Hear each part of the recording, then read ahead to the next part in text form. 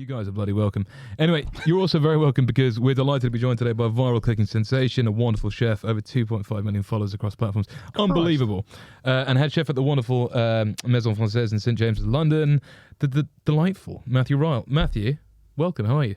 Oh, good. Your microphone's all over the place. So, I'm good. Is that good? Yeah, I think that's good. Yeah, no, I'm good. Thanks for having me. Yeah. I can't believe you do that every time. I know, it's knackering. I thought it was just, Yeah, I know, because it does sound like I just... maybe I should start copy and pasting it. No, I think I like the fact that you're dedicated to it. Yeah, maybe we should change the script a bit. I don't fucking know. I don't think we should. Obviously, you got to the final MasterChef, which is where I want to start, the Professionals a couple of years ago. You were favourite to win. It was incredibly controversial. You were suspiciously voted out. There are protests on the streets like there are at the moment. Yeah, suspiciously. Was it fixed? People are claiming it was a fix. Was it a fix? We're a couple of years on now. Come on. Is the BBC corrupt? No comment. No comment. Really? No, it wasn't a fix. Go on. No, it weren't a fix. What happened? I don't know. I thought I played a blinder. Yeah. Didn't actually get a bad comment the whole way. No. And then I just got to the final dish. Monica and Greg were very nice. And Marcus just tried it and he went, nah, shit. Really? It's a weak dish.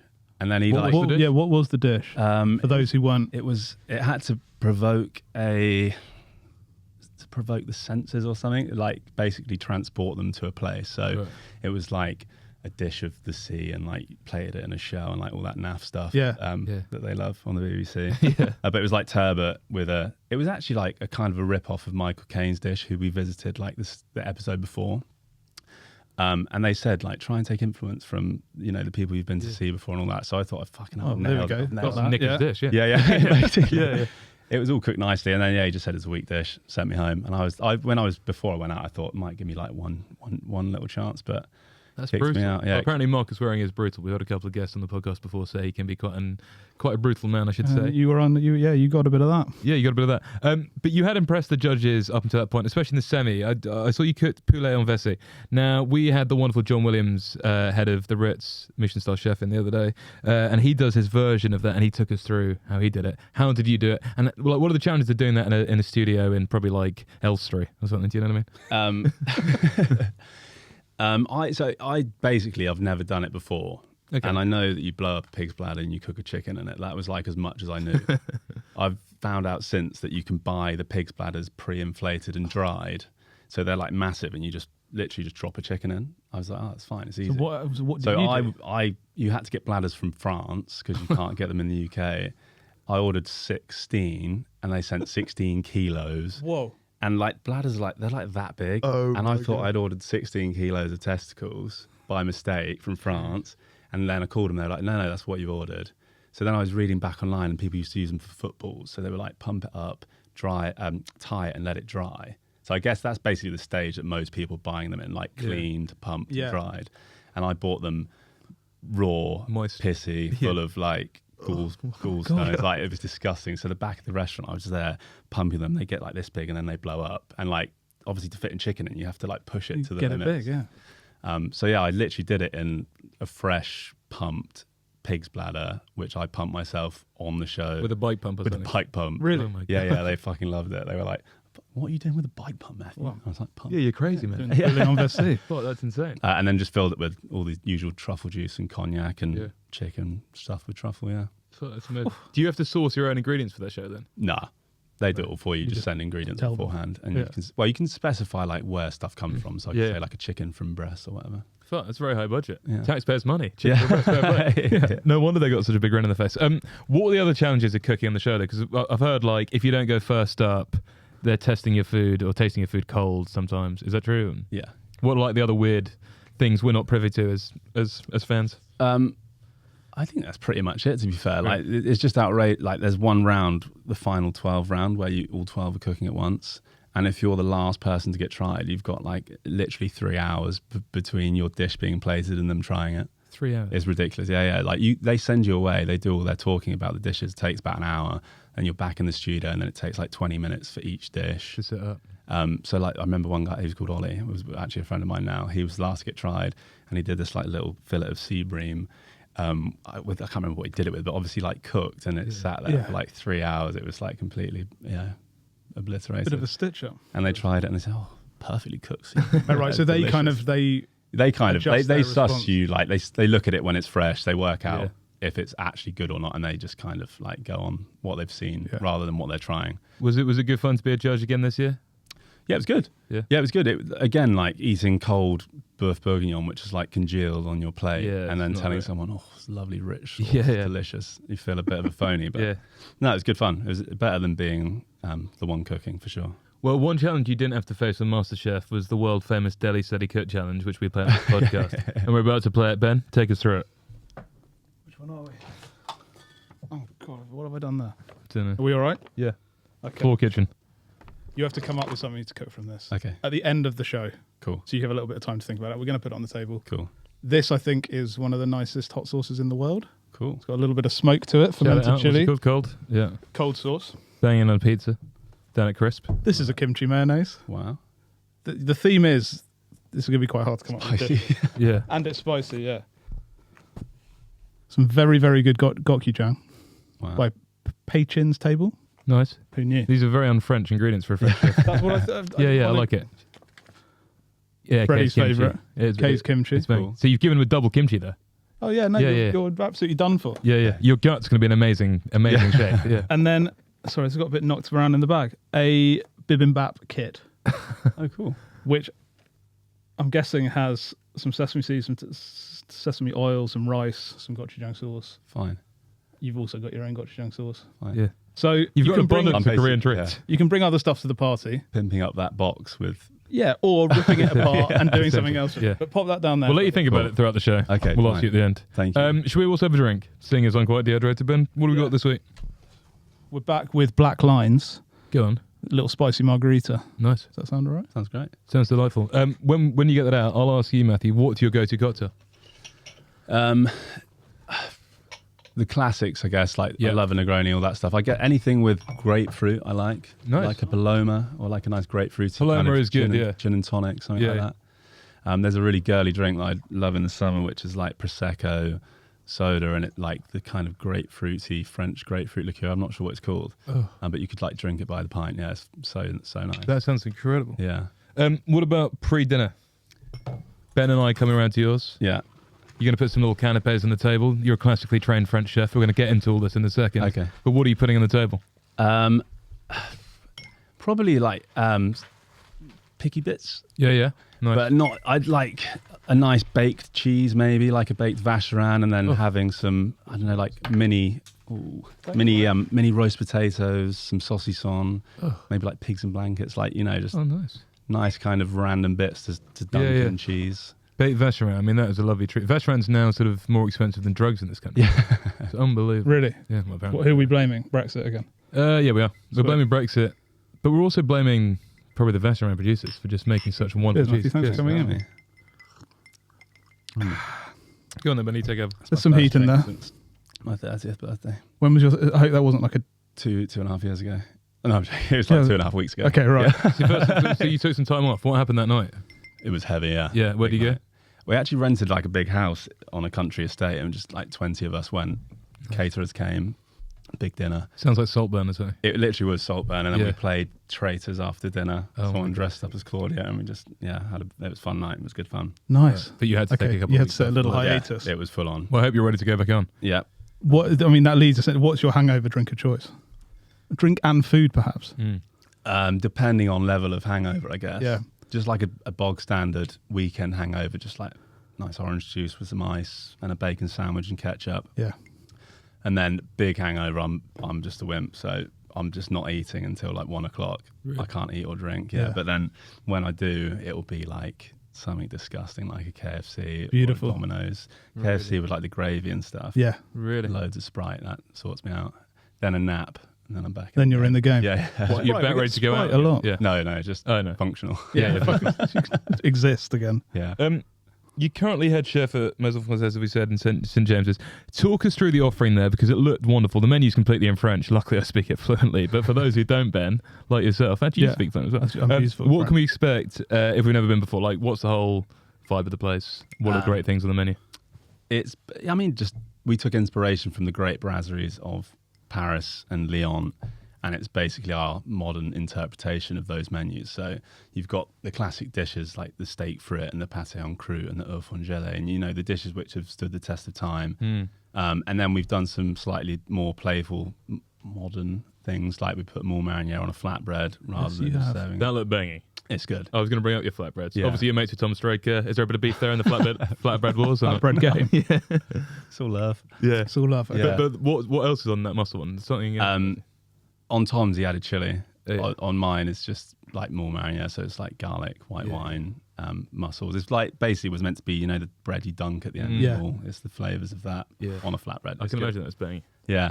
And then we've got a big vegetable section, which obviously the big Brazzers, Paris and stuff, they literally serve mash or like some green beans that have boiled for like 8 minutes. Yeah. So we are, modern take would be like everyone a bit more health conscious. So we've got a large vegetable section, really nice cabbage dish, which is covered in anchois and chili and breadcrumbs, and then just seasonal, you know, stuff that comes in season. We change that section the most, really. Yeah. Is that your food? Has that always been your food? Yeah. Like what's your sort of like lineage into here? Yeah, I guess so. Like I left school 16, went to catering college down in Bournemouth, and it was, you know, classically French trained. The guy, Mr. Bowden, who ran the course, was like an absolute whiz.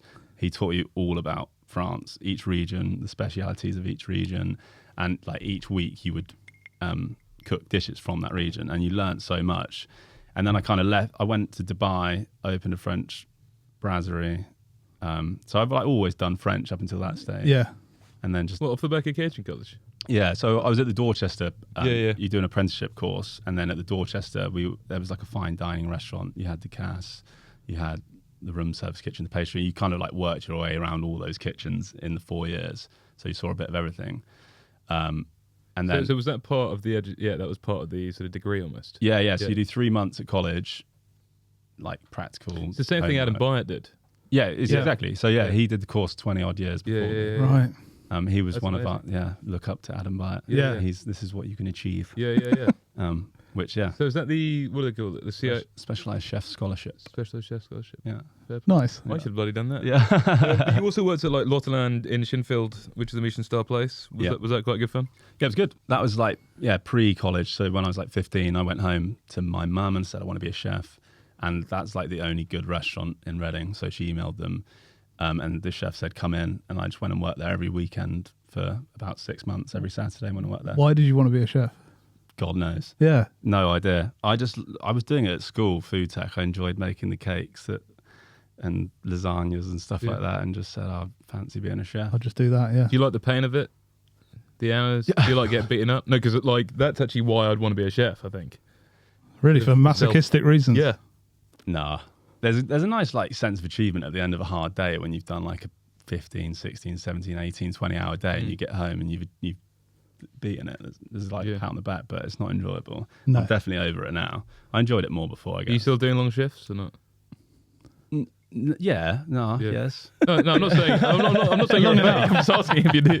Still doing long shifts. I'm not doing like a 20-hour stint. Suicide Sunday. No. I'm trying to. To be fair, in our kitchen, we try as much as possible to give everyone a good balance. Yeah. And like, if we don't offer it, you can't find staff anymore. So it's like pretty strictly, we try and keep everyone to 45 hours, 4 single shifts. You know, work 8 till 4 or 3 to 11, and then 1 double a week, so people can actually see friends, go to the gym. So nice. Come and work fresh. Yeah, because like if we were telling people they've got to do 3, 4, 5 doubles, we wouldn't be able to operate a restaurant. No. Because we're 25 to 30 chefs in the kitchen. Wow. Yeah. But you keep them happy. Yeah. You had a classic education, as we were touching on there. John Williams from the Ritz came on and said it's the most important thing, which isn't going into chefs now. Like how special is that education? Would you receive to you, like how dear do you hold that to your heart now? Yeah, it's literally everything. John actually gave me my graduation. Wow. Really? Well, yeah, he's the one. We got the picture, like holding hands with the roll. Such a nice man. Yeah. Yeah. And he's like a big supporter of the Academy of Culinary Arts, and as like Adam is now as well. But yeah, like without that, not only like knowledge of food and how to cook and stuff, but like how to be in a kitchen, like turn up 15 minutes early, bring a pen and paper. Yeah. Ask lots of questions, like be inquisitive. They taught you how to be a better person and chef. What percentage of people you hire turn up with that kind of knowledge, that kind of background? 1 in 50. Yeah, right. Yeah. The last 15 hires we've done in the kitchen have had 0 kitchen experience. It's been, like that's been the best way we found now to find chefs who do things properly. So we've been. So like, you can not indoctrinate. That's maybe a negative. You can kind of bring them into that way, educate scratch, rather than them coming with like bad. A lot of people. Well, what I think happens, like restaurants in London will have a kitchen porter, and they'll teach him, like do the spinach, and then before you know it, he's making like a few simple desserts. Then he's running a section. Then we can't lose him, right? You're a demi chef de partie now. Now you're a chef de partie. Then he goes to the next job. I'm junior sous chef. I've been in the kitchen 2 years. Like that's just happened. So like people you get coming for jobs, they're just not good chefs. No. So we'd rather take someone. It's like we've sponsored a lot of people from Nepal or India. And they've literally never worked in a kitchen, but they want to work hard.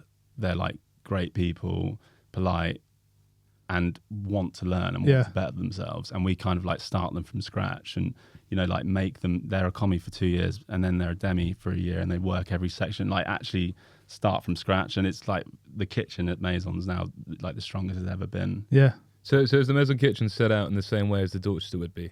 You've still got all the sections and stuff. It's not. Yeah, but it's a proper cooking kitchen. Yeah. So you've got a larder, you've got your meat, fish, sauce, veg, pastry, all separated. Yeah. So if I came in, would you teach me the mother sauces? Yeah. Like, do you still? Yeah. Completely. Classically train the chefs. Yeah, completely. Yeah. Start them. Yeah. Stock, sauces, the whole shebang. Cutting the names of, like you're teaching them English a little bit anyway, but then you're teaching them Brunoise and Julienne, and we start them, do the whole thing. Apparently you got a very famous dessert trolley in the restaurant. Just talk us through that. Exactly what it is. So what are the little treats on there? We've got three layers, three or four levels, 2 drawers that come out, which are just your pudding. So you've got like Paris-Brest, apple tart fiend, and they're kind of like the regulars that stay on the menu. You've got a chocolate drawer, which is like the petit four. So you've got like chocolate madeleines, macaroons, chocolatey treats in that top drawer. Yeah. And then the very top one's kind of like the seasonal changing dessert. So you might have like a rhubarber on there. I think at the moment there's like a strawberry tart, some sort of like pistachio gâteau. All made in house? Yeah. Yeah, so we do all the breads, ice cream, pastries, everything. Bread's incredibly important for French food. Come on, talk to me about bread, because we're also going to talk about your new opening coming up in a couple of weeks' time. Yeah. I guess a lot of big brasseries in Paris and even in London, why they've lost, they're not that great is because you're so busy. It's easy. We'll buy bread from the baker. Like outsource that. Yeah, we'll outsource the chips. We'll buy tubs of ice cream. Like we were pretty confident at the beginning. We wanted to just stick with everything in house. So sourcing all the ingredients like as well as we can, making everything. Yeah, as I said, it makes a massive difference. And bread's important. So we make 2 breads. So we make a flatbread, which is just like a sort of cold ferment sourdough, flatbread, pizza dough. And then we do a house sourdough, which we've had on the menu since the beginning, which has rye, spelt, wholemeal, bread flour, pretty simple sourdough. Pan de compan, we call it at the restaurant. Yeah. And salted butter. Yeah, no, it's delicious. One of the most relaxing things I've ever done is watch your POV on the pass videos. Oh yeah, or maybe there's only one. I don't know. There's a couple. On mute or with that? No, I like. What were you doing when you were watching it, Ben? So I've got some questions. Okay. One of the things I really liked, I like your I don't know what you call that, like all the little which is all these little like what are they 8th, ninth, little gastros full of like the good stuff. Right. But then you have this little thing where you take a napkin, dip it in water, smooth it in your palm, and then do the rim of the plate. Oh, I just could watch that. Like the third person who said it's outrageous. I don't even think about it. So peaceful. That sounds amazing. Yeah. But also like that pass is. How you got such a zen? It's cool, isn't it? Pass. And like the view into the restaurant. Yeah. Like it's beautiful compared to some kitchens. And the 3 trays. Yeah. Do you have OCD? Yes. Yeah. Okay. Because you could Yeah. Thanks. Well, I don't know. Because I have, and I was just looking at it thinking, this is like heaven. Is that what your place was like when you ran it or not? No, it was all like I'm not as good as that, and it was always more chaotic. Yeah, but you that's what I would wanted to shoot for. There's also not enough room. You've got an entire thing. Theatre. Normally you have like the end of a kind of counter. If you're trying to do it all on. Where are your favourite places to eat in France? Just give us a couple of your faves. In Paris, La Poule au Pot is a really great restaurant, and Chez Georges, probably my 2 favourite restaurants in Paris. We did loads of trips for Maison and for Cafe, and the amount of like big brasseries you go to with such high expectations and you leave so disappointed. Like that's Paris. They've really lost it. Can we have one in that bracket? La Coupole. Yeah, it was terrible. I think like as soon as you get off the Eurostar, what's it called, Terminus Nord, it's always pretty disappointing. Yeah. To be fair, there's not. I think Lyon, you've got a better chance of walking somewhere random and having an amazing meal. Great meal. Yeah. Like Paris, you've got to be a bit clever now. Whereas Lyon, I mean, I went the last year; it was amazing. Yeah, literally. I think that's fair. But yeah, like Le Poulet au Pot is kind of like what you want to eat in those big brasseries. What's your favourite dish from Le Poulet au Pot? Probably the Poulet au Pot. Yeah. So they do like the poached chicken, and then they do like this. They did this like dumpling, which was just pure foie gras. The dish came in like 5 different dishes. Like it was ridiculous. Decent creme brulee there or not? Decent creme brulee. Very nice creme brulee. We had the crêpe Suzette as well. We've been there a few times now, to be fair. But yeah, it's simple stuff like earth mimosa, steak tartare, green salads, like just good food. Great stuff. But it's just done with care and attention. What about you, Benny? You're a big fan of Paris, aren't you? Where do you go when you're heading up Paris? It's a huge question, Freddie. One I'm not prepared for. Oh, sorry. Probably the best meal I've had in recent memory, a place called Chez Maison. Old school. Not coming across. Great. Go on, what do you have there? I think it might almost be a bit Lyonnaise. Okay. It's like heavy, old school. Yeah. Cool. Come back to me. Okay. What about you? Not in Paris. I can't remember anywhere decent I went. Well, the thing is, I was working there on a different thing. I just didn't really get out in the evenings. I actually ended up going to this Korean place, which was on it had like a bib gourmand, like whatever, Michelin something. And it was fucking banging. I went there once. I was there sort of early November. It was cold. Yeah. And I was actually ill at the time. And I spent like 10 days just going there, having been there about every night. It was amazing. Yeah. Anyway, there seems to be a bit of a sort of brasserie explosion in London. You've got a couple of amazing competitors. Do you like to go and try, sample their goods? Like, where do you like to go apart from your own? Bouchon Racine. Yeah. Really good. Yeah, it's delicious.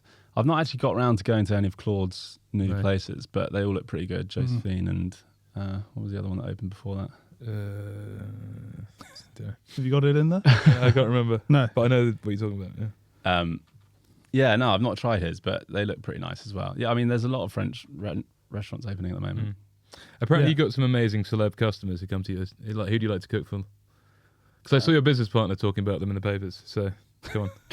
so it's legit. Yeah, it's legit. I don't really know. We've no one like massive. We've had like Reese Witherspoon and stuff that my wife was really excited about. Yeah, I know. But, I mean, whatever. Yeah. Someone said a joke about her the other day. It was really bad. No, I don't know what to say. Yeah. Did you hear about Reese who got stabbed? No. Did you hear about that lady who got stabbed? Reese something. With a spoon. No, with a knife. That was the joke. It's nice. Clever wordplay. Let's talk about your new restaurant opening up in Borough Market. Is it a restaurant? Is it a cafe? I mean, I read the press release. It looks absolutely banging. One thing in particular I really am horny for the rotisserie chicken baguettes. Yes. Yeah. It's a restaurant. It is a restaurant. It's kind of like more of what we do at Maison. It is the menu's rooted in France, but we've kind of taken global influences from like outside of the borders of France. So we've got things like Vadavan fish curry or banh mi is on the menu. So like any way that we can kind of tie France into another cuisine. At one point French to be fair. Yeah. Correct. So it's a little bit more playful. And then off the side of the restaurant, to the right-hand side of the restaurant, we've got a sort of grab-and-go deli, which sort of sits right on Borough Market. And that will be kind of your rotisserie chicken sandwiches and salads. And that'll be, it's really exciting. The menu looks great. When can we come and... Early September, 9th of September, fingers crossed. Very soon. You can come earlier. You can come to the soft launch. Oh, yeah, definitely. I'd love to go. Yeah. If I get one of those sandwiches. I mean, are we saying rotisserie chicken, fresh baguette, bit of a zingy kind of mustardy thing going on? Yeah, I think so. We're actually yet to decide the deli menu. Okay. We've just get us in as consultants. Yeah. Ben ran a rotisserie chicken restaurant for about 5 years. Failed. Yeah, but covered that a number of times. Obviously, Dorchester, an incredible experience, and then you go off to via Dubai, Isabelle and Mayfair. Talk us through. Was that a French place? I've never actually. No, don't go. No, you don't seem to be a fan of it. Go on. Do not go. So is it still going? Yeah. It's turned into like a nightclub now. I don't think they even serve food anymore. Really? Yeah. So it's like Annabelle's, basically, but with food. Yeah, right? exactly. There's a bit of food, but there's there's a room called the Dragon Room downstairs, which is just pure nightclub, and then the restaurant, they've got like a DJ up there, and it's terrible. Yeah. So what were you cooking then? So I left Dubai working with Tom Straker at a restaurant called Casa Cruz in Holland Park, with the same owner as Isabelle, a guy called Juan. And the food was great. Like, it had South American sort of like touches. So you had the humita and the sort of domino potatoes and lots of meat and fish cooked over charcoal, and like, it was great food. It was a good restaurant. And then after 2 years, we went and opened Isabelle, which was kind of a similar concept basically. And I was there as head chef, and I was like 22 or something ridiculous. And it was a massive kitchen, 30 chefs again, 25, 30 chefs. And I kind of did it for that, like how to manage a big team and how to run a big restaurant, how to run a business. I knew that Juan was like very like micromanaging, and you'd put a dish up and he'd say, "Oh, it's amazing, but take the dairy out and not more spicy and let's put some seeds on top." And you'd be like, "Oh, all right, cool." Okay. Yeah. And then you're like looking at this thing which is just crap, and then like you're just basically doing whatever he wants you to do. Wasn't particularly proud of a lot of the food at Isabelle, and then that's kind of why it's now a nightclub. But I learned a lot about, you know, managing a big team and running a business. But it was restaurant. fresh food, was it? It was all good food. It was all like fresh. It was all well sourced. It was just like not what I wanted to cook. It was what he wanted to eat. Good nights out in there afterwards, though. After a shift. Not me personally, but no, he was a bit of a sesh monster. Yeah. You'd come in most mornings and find him like still up with his pals. Really? Yeah. Is he the fella that hosted Rita Ora's birthday during lockdown? Yeah. I know. Yeah, that's Casa Cruz. Yeah. So he's a big party guy. Yeah. Seemed like a character. Yeah, all over the news. Yeah, he is. He's a ledge. But he's a bit. Yeah. Well, do you still? I mean, obviously you said you're married. Do you still get to go out? Do you have any kids? Do you no kids. One on the way, actually. Really? Congratulations. Thanks. Yeah, 16 weeks pregnant. Well, not me. Yeah, my wife. So you've only got a certain amount of time to sort of party before you have to be back home doing dad duties. Yeah. Do you still go out after work occasionally or not? Not really, to be honest. I'm like, you want to go home? I'm knackered. Yeah. Can you get to bed immediately when you get home? Do you eat something when you get home? What do you do? No, I'm straight to bed. Really? Like, even if I'm not eating all day, I'll eat in the morning. I just want to go to sleep. Love my sleep. That's great. Maybe like slice of Marmite toast, but like I'm not ever cooking anything properly. No. Do you ever have any nightmare customers? We ask all the chefs this. Like, do you have one memory at any of the places you work where someone's just been ridiculous beyond the point of compare? No, I don't think so. No. Unfortunately. No one sort of stormed into the kitchen? No. No. People demanding free bread, even though it's priced as £5 on the menu? No. I feel like those days are gone. No, fair play. What about nightmares in the kitchen? We like to ask everyone about that. There must be a nightmare day. Come on. Oh, yeah. I mean, we've had a few. One, like, quite recently at Maison. Actually, no, maybe not that one. Oh, why not? Well, I can do them both, but the classic one, you know, the film that's shot in one clean swoop. Yeah. Boiling Point. Yeah. Which I literally only could watch 15, 20 minutes of. Quite stressful. Yeah, I just didn't want to watch it. We literally had that day. So what happens, like... One of your chefs has an... Oh, yeah, like someone calls in sick. Like, we were running around. I think the breakfast chef didn't turn up. So we were proper in the shit. Not getting ready for lunch. One supplier's not turned up, and then this lady turns up in like a white apron. "Oh, we're here to do your health and safety checks." No. Brilliant. Show you around. And then like finally get to lunch, critics turn up. Like, we literally had that exact day. It was fucking nut allergy as well. I can't remember the exact. Did you have an overdose in the bathroom? I didn't get that. Who far brought you back to life? Yeah. And then the other day at Maison, we've got this pump downstairs which basically pumps away all the sewage from the restaurant, and it just gave up. It died, and like we couldn't use any water in the restaurant. Brilliant. So like customers had to go into the office next door to use the toilets. We were like washing our hands in big buckets, and then like the buckets were getting carried out to the street and like chucked down. So you could use water, but you couldn't go down the sink. We were open, it was lunch, and we just like made do. It was just fucking nightmare. To a customer like in on that day, would they have noticed? Nah, apart from if they need to go toilet, to the loo, yeah. Otherwise we had to shut for a week actually. Jeez. Oh, really? Yeah, it was full on. Well, Matthew, you're going to be the only second person in our history to play this. It's a quickfire French game. Last person to play was Alex Jackson, I believe. Yeah. A man who's written a couple of books on France. Correct. So, first thing which comes to your head, best town or city for food in France? Lyon. Best wine? Loire. Or do you want an actual wine? I don't. It depends on how like you feel. Beaujolais, actually, yeah. Yeah. Like Beaujolais. Best cheese?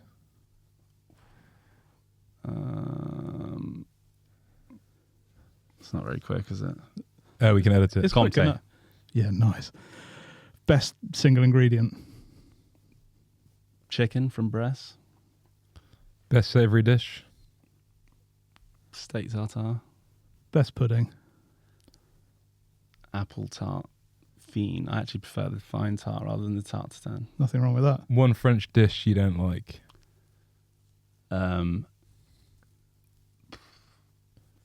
What's it called? Tripe sausage? Yeah. That's horrible. Yeah. That'll do. I love that. Do you? You love it. The smellier the better, right? Yeah. Yeah. We went to Brasserie Lip, and we went in there. It's just like a room full of old guys, and just everyone was just eating andouillette, and it's just shitty, like porky smell. It was horrible. What about the Anglified version of that game, which is the go-to menu? So, what is the dish you'll always order if it's on a menu? I always mussels of any kind.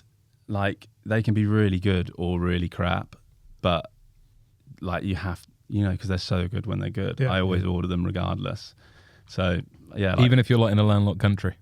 Yeah. Fair play. Give it a go. Okay, yeah. I'll always order an extra, and then if they're bad, I just don't eat them. But like the shriveled up, horrible little mussel. Yeah. Not that one. Fair play. A dish or ingredient which is on too many menus at the moment. It's a hard one. I was thinking about it earlier actually, and I couldn't get to one. But I think maybe the flatbread. We're talking about flatbreads a lot. Well, as in, so you're throwing your own flatbread under the bus. And they're on the new menu as well. Yeah. But they're like on every menu, aren't they? They are. Everyone's obsessed with flatbreads at the moment. Well, I saw. I was reading Mirasoda's cookbook the other day. I see you've got a flatbread recipe in there. Ben Benson's flatbreads. Yeah. They're everywhere. They're everywhere. They're absolutely. They shouldn't. No, they should be. They're great. They are great. I think they're good vessels. It seems to be like a direct lineage. Clearly, flatbreads have existed since we've existed as people. But like lockdown, everyone at home makes out of little pizza ovens. It seems to be like, and suddenly they're everywhere. Yeah. That seems to be the lineage. What about the little vessel we had in that place in Notting Hill the other day? What they called panettes, is that what they? Oh, the little chip pea flour things. What is that called? They're quite good. Farinata. Yeah, good fun. What's been the worst cooking fad? Probably it's got to be like molecular gastronomy. That whole fad. I feel like it's sort of whimpered out. Oh, it's gone. It's gone. Like, it's an old fad. But it was when I was like training to be a chef. Yeah. It was like everyone was obsessed with like let's juice a lemongrass, but it's not green enough. Let's put a load of spinach in it, and then we'll set it into a jelly and roll it up. Such a waste of time. I've bored you with this story before, I think. I worked at a restaurant called Viante with Nuno Mendes, amazing chef. Yeah. And I didn't work there for very long. I actually got poisoned by the staff food, but that wasn't why I started working there. And I was making this clam dish, which I think a famous clam dish was on their menu. And the first thing I had to do was steam open some clams with some tasty stuff like wine.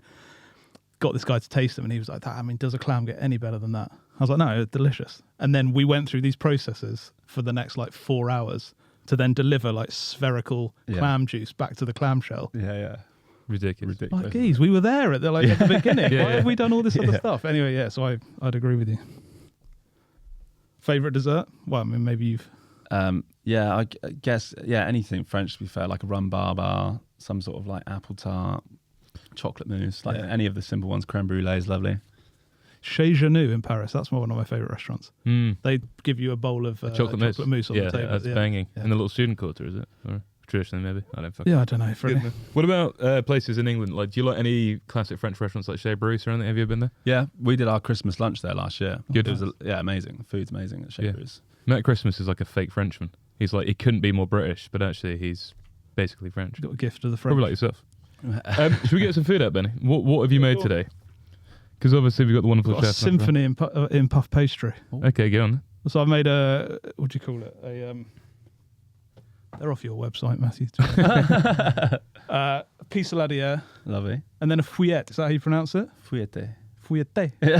So what's that for the non-French speaking listeners, which is 98% of our audience? Cheese and ham slice. Yeah. Nice. Is that unfair? No, exactly what it is. Perfect. But you chat amongst yourselves. And well, we're going to get onto your influencing because we've sort of touched on the chefing. But another half of your life is this incredible 2.5 million followers you got. You must get quite a lot of weird DMs. You're a married man. Do you ever worry about that? You're a good-looking young guy. Do people jump in your inbox and go like, I want a bit of beef bourguignon with you tonight? Occasionally, yeah. Yeah. Weird? How do you handle that? There was one guy, there was two things, but one guy, this guy, he was called JP Monkey was his name, and he would just like post on every single one of my videos. Wow. Oh, wow. And like, say I did like a burger, for example, he would say, oh, lovely buns, but burger looks nice too. Oh my God. Or like something, I don't know, like coq au vin, oh, I like it nice and warm and wet as well. Oh my God. God. It was just like painful. So I ended up blocking him. Yeah. And then the other... What's his handle? JP Monkey. I might. Yeah. Yeah. If you need a confidence boost. You could watch your Matthew's POV cooking videos together. with JR Monkey. Yeah. Yeah, and then the other one was on when I was back on MasterChef days. It was the very first episode. We were kind of like watching live streaming Twitter, sort of like people ripping me saying, "Oh, is this Harry and Will's long lost cousin?" And then I can't remember what they were all just coming in. And everyone was like loving it, like laughing. And then my mum got one, and she was like, "Oh, Doreen Bean, I would suck Matthew dry." Oh my God. Yeah. Did she have to? She knew what that meant, or she had to come and ask you? She knew exactly what that meant. No. So, well, why don't you get jumped into one of those? But I want to ask you, Matthew, obviously so many influencers. You've only had your Instagram not even a year. You've got over 2 million followers. What do you put that down to? Because, I mean, MasterChef was a couple of years ago. We can't say it was that. Like, hundreds of thousands of influencers tried to get big.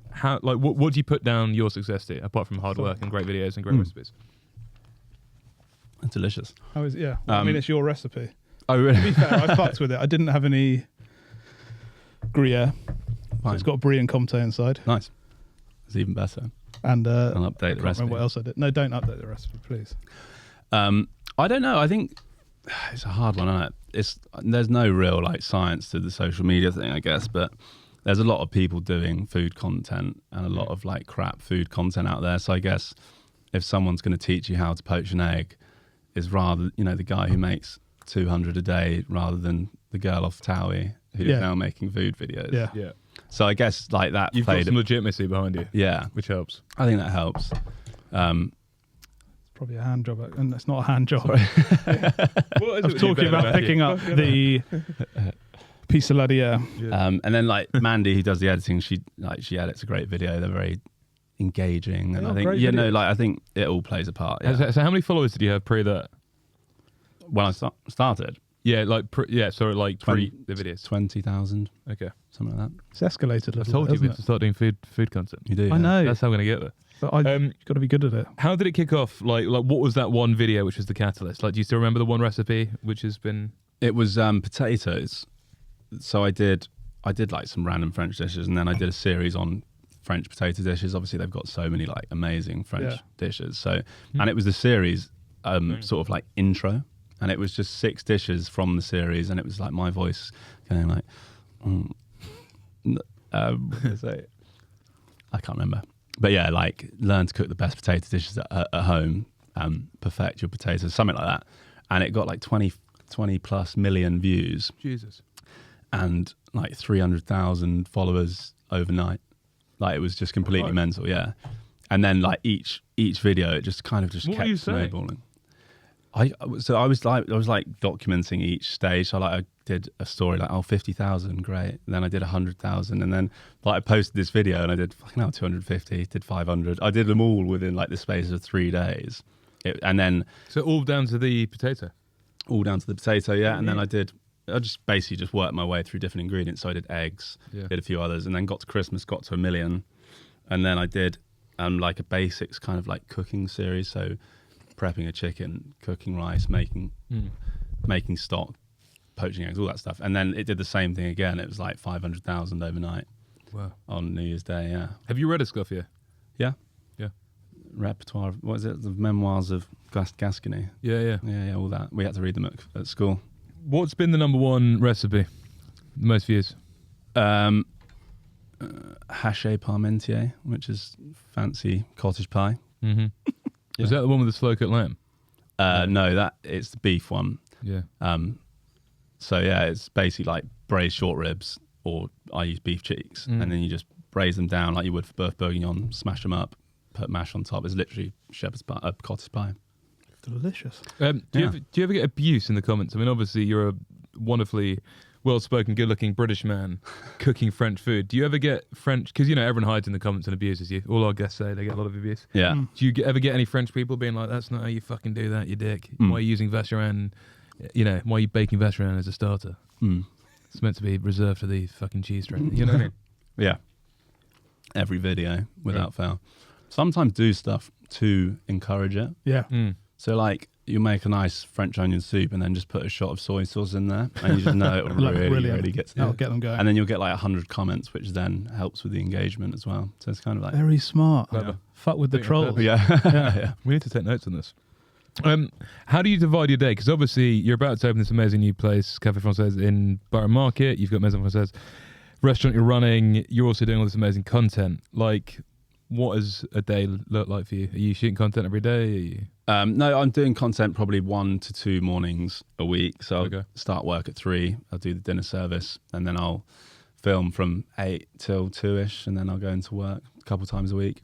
Or like if I'm getting really organised, I'll just book a day off and I'll just do a whole 6-7 videos in a day, which is the nicest way to do it, and you don't have to think about it for 2 weeks really. And then restaurant and posting and replying to the trolls in between. Really? Yeah. You do a lot of cooking hacks, a lot of education on your socials.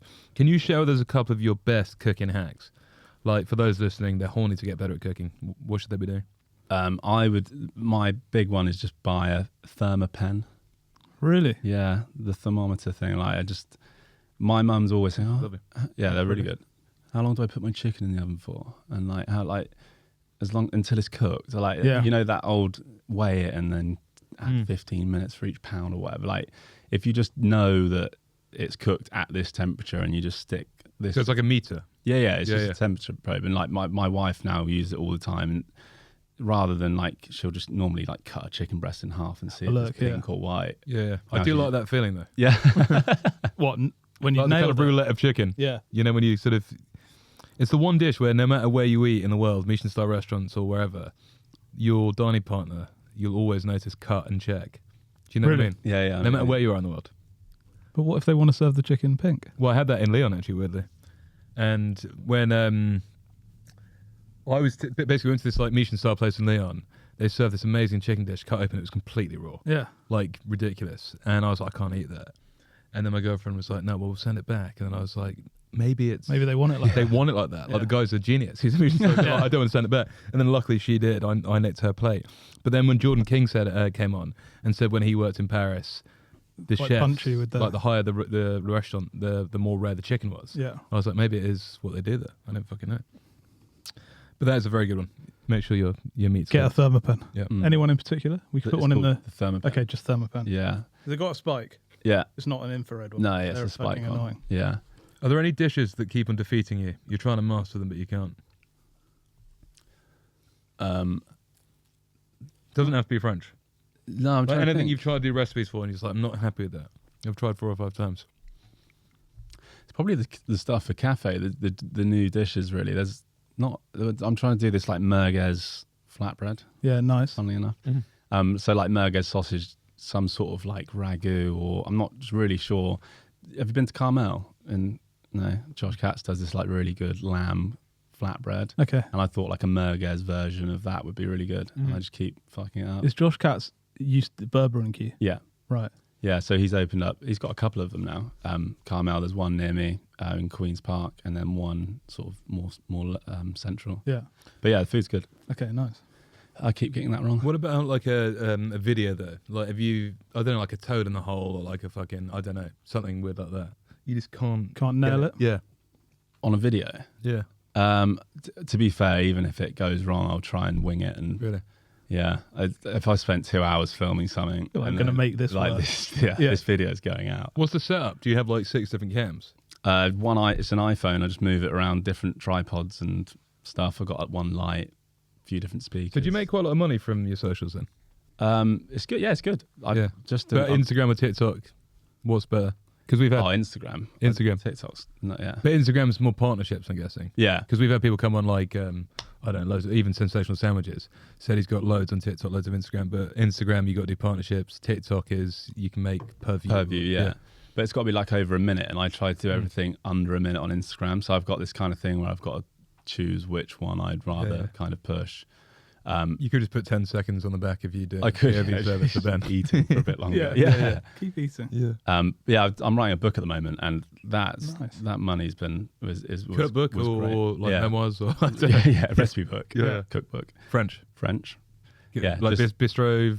Just like the greatest hits, basically. Yeah, all the best French classics. Kind of following a similar kind of format of my Instagram, I guess, but different.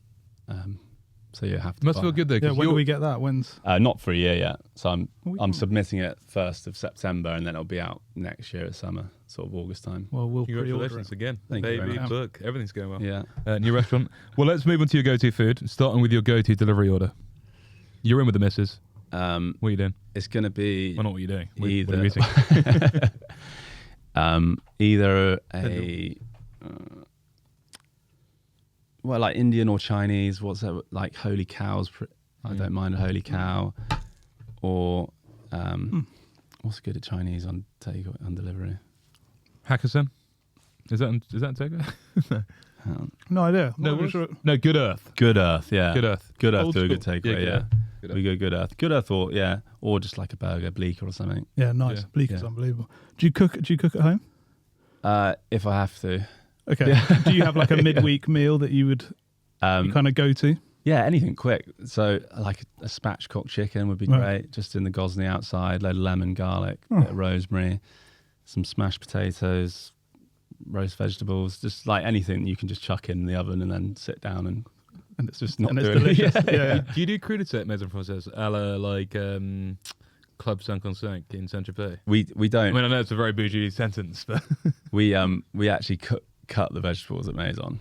Okay. I know it's 55. We actually did an event. They're quite lazy there, aren't they? We did an event the other day, and they were like, "We want the 55 crudités," and we were like reading it. Frank's been. I haven't. We were looking online. What is it's like 55? It's like super fancy. Club 55 down in Saint-Tropez. Yeah, sounds insufferable. Yeah, but really good food. Well, is it good food? I don't know. I don't. So like the crudité is good fun. What they're famous for is crudité, and you get like this big globe artichoke, which is raw, not even cooked. And then you'll get like a whole pepper, a whole tomato, a whole cauliflower. It's like a farmer's basket. Yeah, basically. Boiled eggs, not even peeled, and then like a big bowl of enchilade, and that's it. And so we were doing this event, and we were like, "What you want?" That exactly, or like, can we cook the artichokes? Can we make it tasty? Like, can we make it nice? Cut a carrot in half for you. Yeah. So we did it for them. It actually looked great, but yeah, we do crudités. We serve it with tapenade, aioli, and we do little panis as well with them. Nice. Panis is so good. Yeah. Favorite meal deal combo? Would be a best ever prawn sandwich from M&S. Nice. Yeah. They're unreal. Do you have a partnership with them? No, I don't. I wish. No, shout out M&S. Yeah. The way your eyes lightened up, I was like, fuck me. And then whatever, just some like Thai sweet chili crisps and a juice. Only downside about M&S, you don't have the branded crisps. Yeah. Better sandwiches, but worse crisps. And sometimes soft drinks, unless you like the Diet Ginger Beer or something, which I do. Which I do. Yes, okay. Well, we'll have go-to spice or like ingredient, dry story sort of ingredient. We use a lot of like smoked chili flakes, which nice. A Natura product that we use at the restaurant.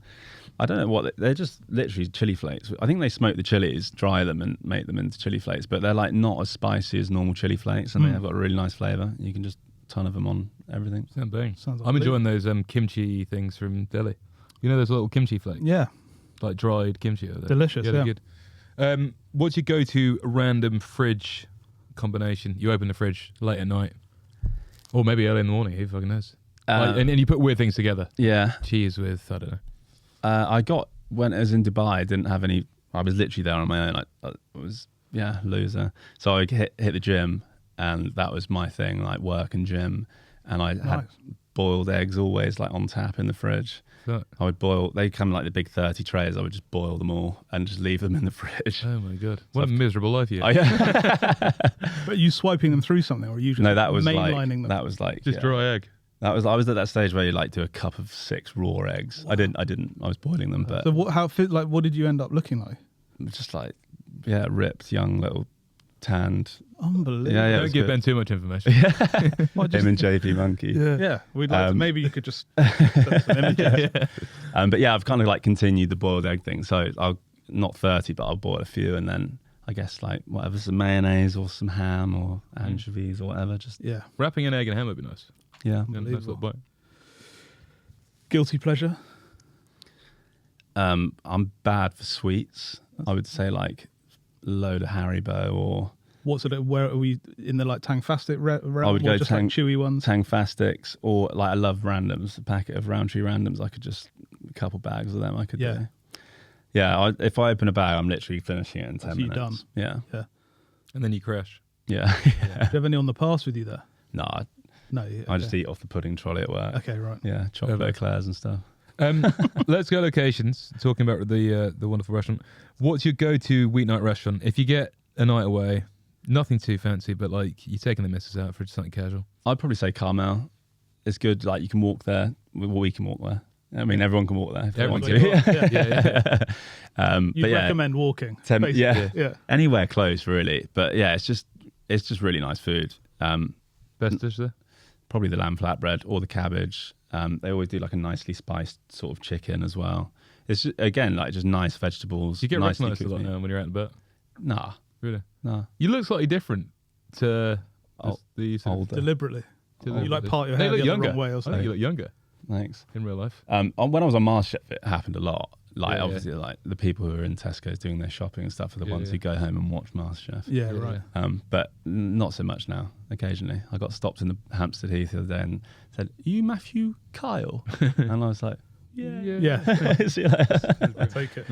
If you're going out for like a celebratory, you're splashing out. Where are you going? Will be Trinity.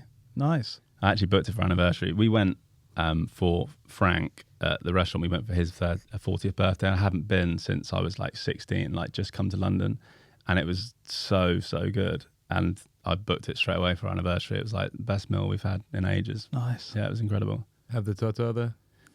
We actually didn't. We did have the tartare. We shared it. Yeah, we had the tartare, and then they did this special course, which was the pistilliere. But they did a whole baked sweet bread on top, which they like cooked, peeled, made crispy, glazed, bang that on top. Wow. And then they served it with this. Why have you done that? Yeah. I couldn't even be asked to get black olives. Yeah. I can't even remember the sauce, but he was like, and we've lightened the sauce with hollandaise and like covered it in this hollandaise, loads of like fresh sliced truffle. It was like the dish was ridiculous. Did he look after you? Yeah, they really looked after us. It's great. Maybe we should go there. Sally Abbey said the other day, her favourite restaurant is Trinity. Yeah. Should we go? I thought you loved it there. I thought Go it was see our like old man a Adam. local I've haunt only for been you. upstairs, mate. Right. Definitely go. Okay. Definitely go. Upstairs. See you in a bit, Adam. What about your go-to pub? Does it have to be London, I guess. Or anywhere in the Have to world. And it doesn't have to be foodie. Just anywhere you like to have a drink. I've only actually been, so like London would be the Cow just for a drink, for like a Guinness or whatever. But I think a great pub we went to recently was the Bull in Charlbury. I think I like all of their pubs, like the Pelican, and we went to the Hero the other day. Yeah. They do it well. Like the food's always great. George Williams, friend of the pod, got a new place opening as well soon. He does, yeah. Yeah. Where's that? The old Pizzeria building. Oh, it is. You know, I thought it was. They did the pop up there, didn't they? Yeah. Wicked. So, looking forward to that. yeah, they got Find him amazing upstairs food. there Nice. Yeah, incredible relatively food. soon. Yeah. Do you have a little hidden gem or like a little secret spot that you like to frequent? Ida's. Have you heard of it? No? Go Yeah. on, Is expand. it a Jewish deli? No. It sounds like it should be. Yeah. Yeah. It's a tiny little Italian restaurant, literally 2-minute walk from my house. So Kensal Rise, in between Kensal Rise and Queen's Park. And it's like this lady's basically like opened a restaurant in her front room 40, 50 years ago. And they just do a couple types of pasta, fresh gnocchi, house ragu. Like they do a few things. And you go, there's a 6 o'clock seating and an 8 o'clock sitting. Everyone sits together, orders together.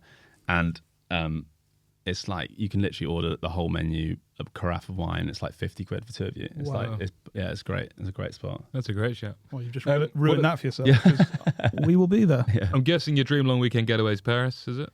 Don't Probably put words in not. people's mouths. No, Brett. sorry. Come on. Sorry. I was being lazy and guessing. But go and tell me. Yeah, no, Paris is great. I would rather go to like Cornwall or the Cotswolds or something. Like, I don't know, just if you went down to Cornwall and got a nice Airbnb and you've got a car and you can go and, you know, like you can go to Crocodon, you can go to all of Paul Ainsworth's restaurant, you can go to Nathan Outlaw's restaurants, you can go Dutchy Grub. I'm doing a lot of work for Dutchy Grub at the moment. You are? You're pushing it hard? Yeah. You been there? No, I've not. Go there. It's in the middle of nowhere in a campsite. Oh, really? Yeah, it's incredible. Yeah, I like it. You just go for nice walks, you're on the beach, like it's just a nice chilled weekend. Or like if you don't want to move around, something like Up Down Farm where you've just got like an incredible spot. Good shout. Food. You're getting paid by them, aren't you, Ben? I am, yeah. We did a pop up with them a couple months ago, and I'd never been, and it like it's quite a magical spot, isn't it? It's so good, and they're lovely people as well. Yeah. Bang. Great. I think it's time for deli. It is time for deli. Oh God, you've forgotten all. So what you can do? We've got two types of kimchi here. We've got a hot sauce, we've got a gochujang sauce, and then we've got a bim bam bap. Commentators would suggest that I've stitched you up. Yeah. Well, actually, you haven't really. It's a very it's it's good. There's an obvious route, but then I guess this has to be kind of like the start of the dish, right? Yeah. The bim bam bap. And covered. I mean, I put put all of that on it in there. Yeah. Bit of hot sauce. Kimchi mayo. I don't know where the kimchi mayo comes in. Maybe like on the side, I could do like some deep fried gyozas or something. Yeah, we always do that at home, just like the frozen gyozas. Yeah, just deep fried, just dipping them. Yeah, just dipping them in everything. Yeah, well there you go. Well, perfect. Yeah, sorted. We're going to finish off with your go-to 3-course meal. You've been absolutely wonderful, Matthew. We can't wait to come check out your new place in Borough. That's opening probably in the next couple of days when this comes out. Get to Borough immediately. So please get to Borough immediately and try out his wonderful French fare. But we're going to finish off with your go-to 3-course meal. What is it? Anywhere in the world.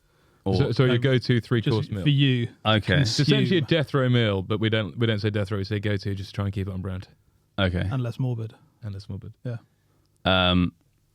It would probably be like a steak tartare to start, and then just a nice piece of beef cooked over the charcoal with some béarnaise and like some good chips and green salad. Pretty simple, and then an apple tart theme with some vanilla chantilly cream. Do you eat your salad separate to your main, like some French people do? No, you're not French. No. you cook great French food, but you're not. Yeah. You've been absolutely wonderful, guys. Thank you so much for listening. I hope you enjoyed that. Obviously, go check out Matthew on Instagram and go fucking support his amazing restaurants in St. James's and Borough. Matthew, thanks so much for coming in. Those are your go-tos. We're going to finish off by saying, what song do you want us to play you out with? Take some like Elton John. Yeah, nice. Which one? I'm Still Standing? I mean, you're not old enough to be probably doing What about like Saturday night or something? Saturday night? Yeah. Saturday night. Thanks. Well, Matthew, those are your go-tos. Thank you so much for coming in, mate. Cheers.